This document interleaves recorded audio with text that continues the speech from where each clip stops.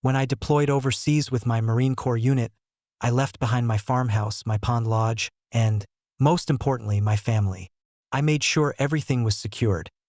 Deeds in a safe, property taxes paid up, fences mended. My spouse and kids stayed at my parents' place nearby to have support while I was away. What I didn't expect was that my absence would embolden the HOA. From the day I left, Karen, the self-appointed queen of the neighborhood, had been whispering about how abandoned my property looked. She had already hated me for years, mostly because I refused to pay her bogus HOA fees. Every time she sent me one of her fake notices, I'd send it back with 2 words in big red marker: not applicable. So when I deployed, she pounced. 2 months in, I got a shaky email from my spouse. The HOA had marched onto our farm with their security team, 3 guys with clipboards and smug faces, and told her she and the kids were being removed. Removed from our own land. They claimed abandoned property fell under community management. They went so far as to cut the locks off my gate, toss my family's belongings into storage, and put up an HOA Property of Association sign on my front porch. Couldn't believe it. My blood boiled hotter than the desert sun I was standing under. But I couldn't just hop on a plane and come home. I still had a duty to finish. So I called in a favor. When word spread through my unit about what had happened, the guys didn't hesitate. Marines look out for their own, no matter where we are in the world. My commanding officer made a few calls, and before long, a small convoy of my fellow Marines, many of them off duty and back stateside, decided to visit my property. The HOA had no idea what was coming.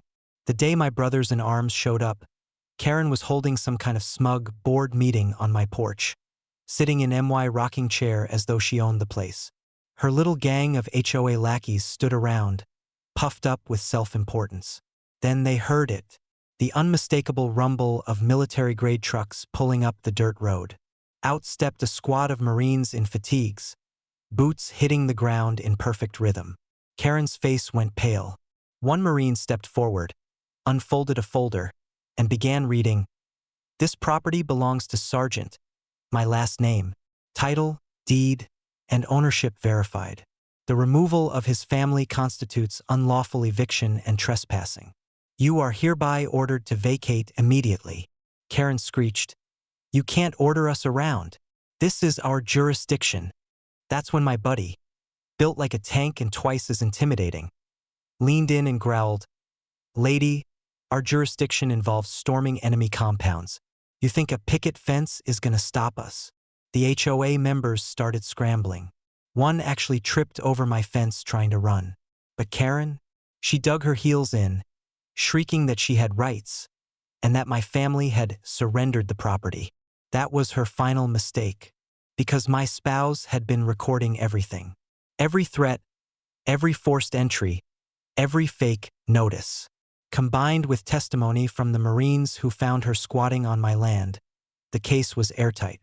Within a week, a county judge signed an emergency injunction. The HOA was banned from stepping foot on my property ever again. Karen personally was fined for unlawful eviction, trespassing, and destruction of private property.